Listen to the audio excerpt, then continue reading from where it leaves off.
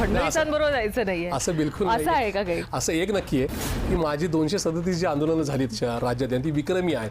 त्याच्यातली 200 आंदोलनं श्री फडणवीस साहेबांच्या विरोधातली ही नक्की आहे. पण अर्थात ते राज्याचे मुख्यमंत्री म्हणून किंवा भाजपचे नेते म्हणून केले, त्यांच्यावर वैयक्तिक असं माझं काय आकस नाही. पारंपरिक नाही का राजकीय नाही का स्पर्धक असले किंवा विरोधक असले तरी त्यांचा गुण घेतला पाहिजे ना.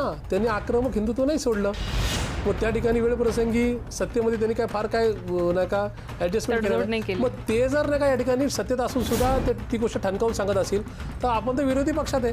आपण या ठिकाणी आक्रमकपणे सांगितलं पाहिजे की हा देश हा हिंदू मुस्लिम ख्रिश्चनांचा नाही का या ठिकाणी शाहू फुले आंबेडकरांच्या विचारधारेचा आहे. नवऱ्याचं मन राखण्याकरता आजारी असताना किंवा पेशंट असताना 4 व्हीलरमध्ये येते मी तिची गळा भेटते ते गाडीत करतो आणि अश्रू दोघांच्या डोळ्यातून निघतात.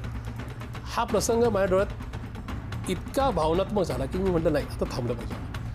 आपल्यामुळं कुणाला काही निर्णय घ्यायचे असेल त्यांना थांबवायचं नाही, पण आपण जे गमावलं ज्या गोष्टीसाठी गमावलं आहे ती गोष्ट आपण थांबवायची. किमान आपण आपल्या नजरेत आणि आपल्या बायकोच्या नजरेत पडणार नाही.